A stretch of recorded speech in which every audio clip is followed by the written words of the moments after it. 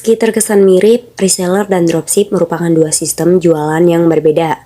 Akan tetapi memiliki suatu kesamaan, yakni menjual suatu barang tanpa memiliki produk atau barang sendiri. Assalamualaikum, di video kali ini kita akan bahas perbedaan dropship dan reseller, modal yang dikeluarkan, keuntungan dan kekurangan, strategi pemasaran, cara jadi dropshipper dan cara jadi reseller. Simak terus videonya, jangan sampai di skip ya, karena banyak ilmu yang bermanfaat di dalamnya. Kita bahas dulu apa itu dropship. Jadi dropship adalah mempromosikan sebuah barang tanpa harus memikirkan stok barang. Jadi gini, kalian menjual produk orang lain, atau lebih jelasnya kalian itu sebagai perantara antara pembeli dan supplier. Nah, pada saat ada pesanan, kita ini tinggal mengirimkan alamat pembeli ke supplier kita. Urusan packing sampai pengiriman itu sudah semua supplier yang ngerjain.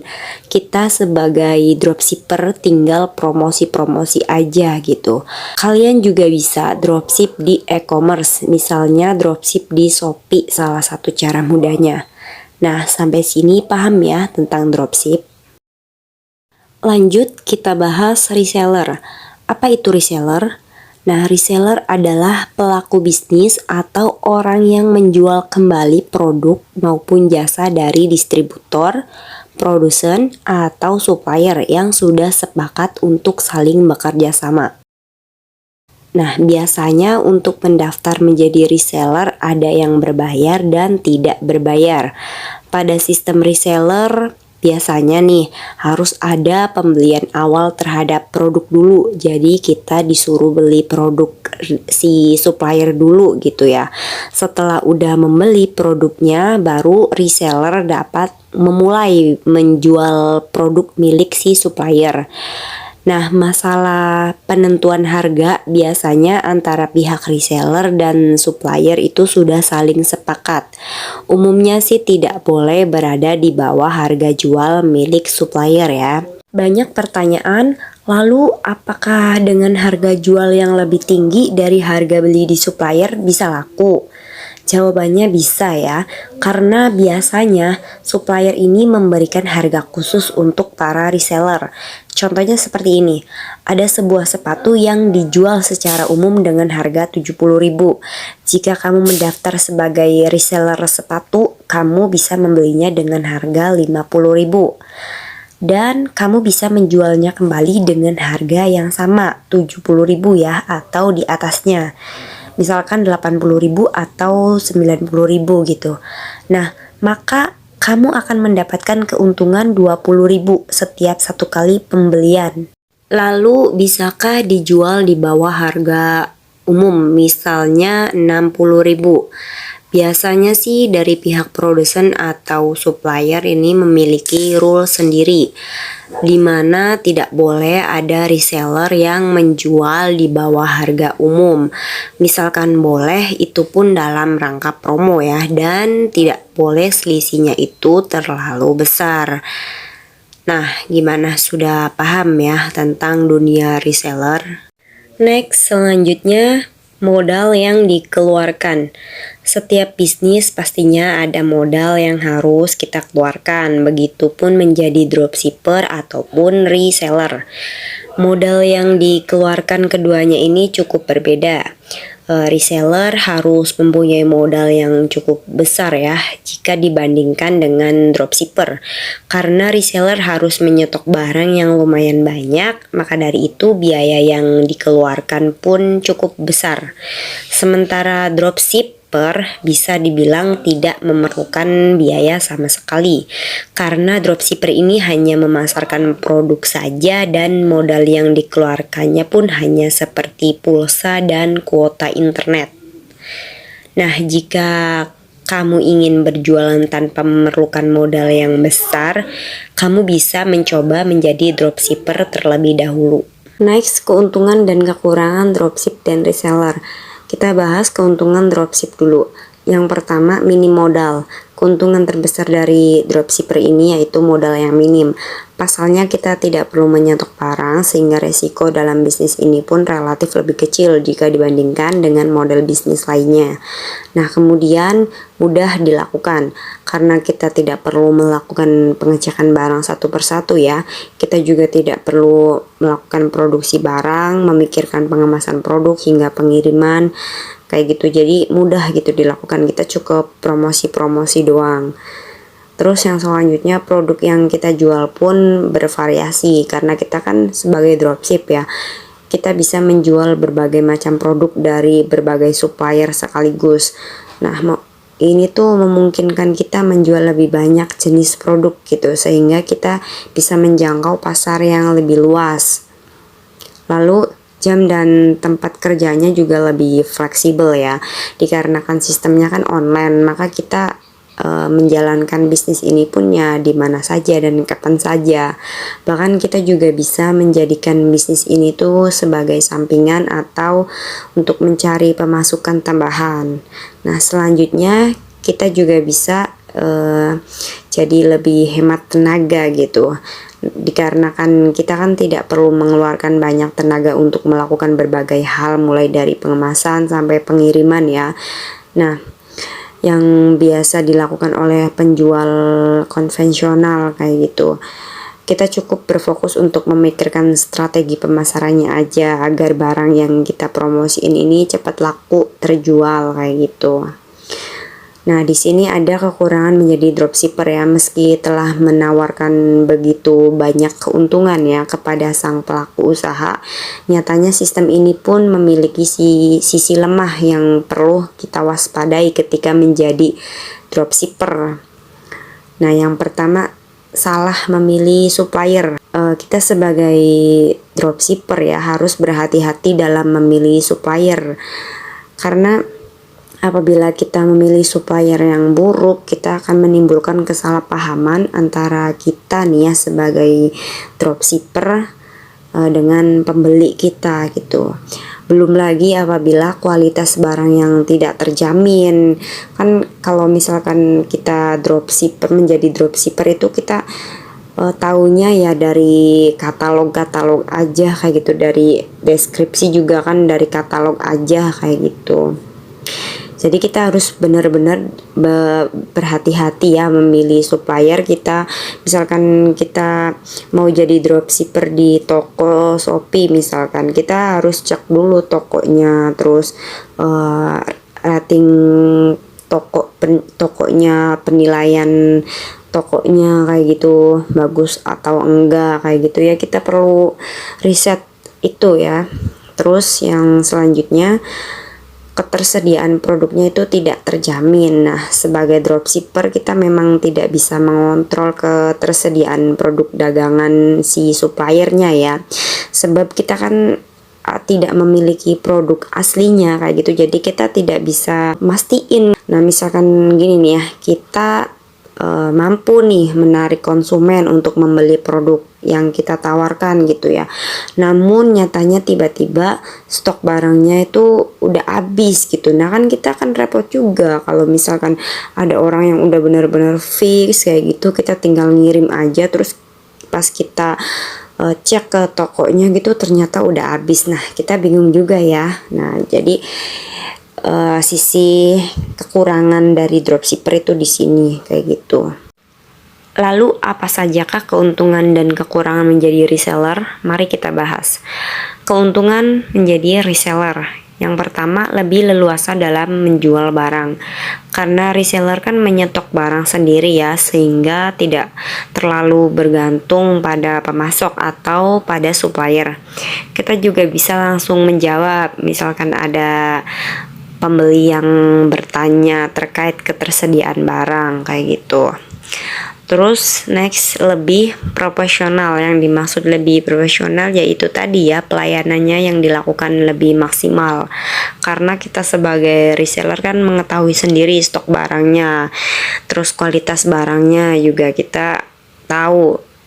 Terus harga barangnya juga, dengan begitu kan kita dapat mematok tarif harga jual sendiri. Selanjutnya, berjualan dengan cara kita sendiri. Keuntungan reseller yang tak kalah penting, kita bebas berjualan dengan cara kita sendiri. Tapi misalkan kita mendapatkan kebebasan dalam menjual ya, namun kita juga biasanya tetap diberikan pengarahan dari si suppliernya ya. Lalu apa saja kekurangan menjadi reseller? Yang pertama, punya banyak pesaing.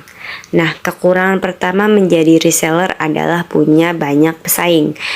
Satu supplier memiliki banyak reseller lainnya yang menjual produk yang sama ya, sehingga kita lebih cermat dalam menjual produk dalam segi strategi pemasaran, harga, dan lain-lain.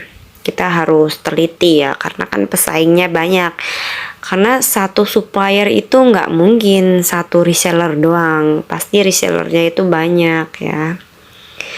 Terus yang selanjutnya, keterbatasan inovasi. Karena barang yang kita dapatkan kan hanya dari supplier itu doang ya, sehingga kita sebagai reseller tidak bisa memperbarui atau merubah produk dari si suppliernya kayak gitu. Kalau misalkan supplier ada produk baru ya itu kita tetap ngikutin dari suppliernya, ngikutin update dari suppliernya. Terus keuntungannya pun ya relatif kecil ya jika dibandingkan menjual barang sendiri. Maksudnya gini loh, kita jadi menjual produk kita sendiri, bukan produk orang lain kan. Kalau reseller itu kita menjual ulang produk orang kayak gitu ya.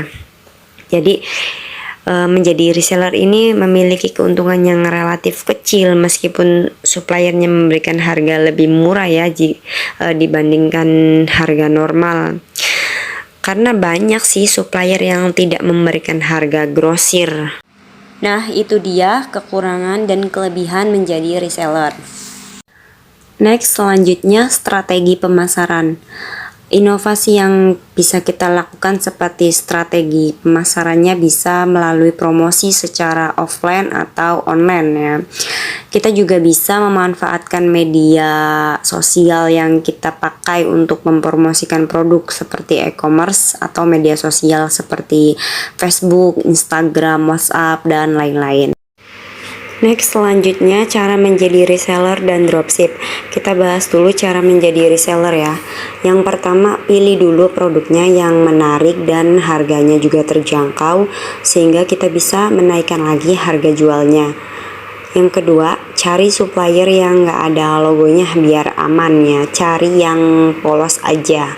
Nah, yang ketiga, beli produknya buat sampel agar kita tahu nih nantinya kita menjual produk yang seperti apa. Yang keempat, carilah supplier yang punya marketplace supaya kita bisa mantau stoknya ada berapa kayak gitu. Jadi kita nggak capek-capek selalu nanya, Kak yang ini ada nggak? Kak yang ini masih ada nggak? Kayak gitu ya. Terus yang kelima, buatlah toko all shop kalian itu berbeda dengan toko supplier kalian. Terus pilih juga foto produknya itu yang berbeda agar tidak sama dengan reseller lainnya kayak gitu. Nah, yang ketujuh, jangan lupa iklan karena ya biar orderan kita juga banyak ya, caranya yaitu kita pasang iklan. Selanjutnya, cara menjadi dropshipper. Yang pertama, kita pilih dulu produk yang akan kita jual. Nah, kita harus cari tahu dulu nih produk apa yang akan kita jual. Jangan sampai kita menjual produk yang asal-asalan saja hanya karena ingin menjualnya saja. Tentukan dulu target pasar kalian, lalu cari tahu permasalahan umum yang dialami banyak pelanggan dan pilih produk yang bisa memberikan solusi ya. Dengan demikian, produk yang kalian pun akan dicari oleh konsumen. Yang kedua, riset dan tentukan supplier. Setelah menentukan akan menjual produk seperti apa, selanjutnya kita melakukan riset dan menentukan supplier yang tepat. Kumpulkan data beberapa supplier terlebih dahulu, lalu lihat perbandingannya dari segi kredibilitas, kebijakan perdagangan, dan kualitas produk yang ditawarkan. Yang ketiga, tetapkan harga penjual produk. Kemudian kalau kita sudah tahu produk apa yang akan kita jual dan menentukan supplier tempat kita akan membeli produk, sekarang saatnya kita menetapkan harga jual produk tersebut. Nah, lakukan riset dan cari tahu harga yang ditetapkan oleh para pesaing yang menjual produk yang sama ya dengan produk yang akan kalian jual. Jangan memberikan harga terlalu murah karena nantinya bisnis dropship akan kurang menguntungkan ya bagi kalian. Namun jangan juga menentukan harga yang terlalu tinggi karena nanti Anda akan kalah dengan kompetitor atau pesaing reseller atau dropship lainnya. Sebenarnya ini juga ada hubungannya dengan supplier yang kalian pilih ya. Kalau kalian berhasil menemukan supplier yang terpercaya dan berkualitas, harga yang kalian tentukan sebenarnya tidak terlalu menjadi masalah. Asalkan kalian bisa menjamin kualitas barang dan pengiriman dari supplier tersebut. Yang keempat, jual produk melalui marketplace atau web. Selain dengan membuat toko online sendiri, kalian juga bisa memulai cara menjadi dropshipper dengan cara memanfaatkan marketplace. Beberapa marketplace seperti e-commerce misalnya Shopee menyediakan fitur yang memungkinkan kalian langsung bisa menjadi dropshipper gitu. Namun kalau memilih untuk memulai bisnis dropship melalui e-commerce marketplace ya, kalian juga harus mencari supplier di marketplace tersebut. Misalnya kalian mau jual di Shopee atau mau jadi dropshipper di Shopee, kalian juga harus cari marketplace yang ada di Shopee. Nah, setelah memasang iklan atau mempromosikan produk, lalu ada pembeli yang memesan misalkan ya, kalian bisa mulai mencari barang di marketplace Shopee misalnya, terus check out barangnya, lalu kalian mengisi nama terus alamat terus nomor HP itu milik pembeli ya, pembeli yang order di kalian gitu. Nah, kalian tinggal mengaktifkan aja fitur kirim sebagai dropshipper, lalu di situ kita isi nama toko dan nomor HP kita. Nah, itu dia pengertian menjadi dropshipper dan reseller. Semoga informasi yang disampaikan bermanfaat. Jangan lupa like, share, komen, dan subscribe. Nyalakan juga loncengnya supaya kalian tidak ketinggalan video-video saya berikutnya. See you next video.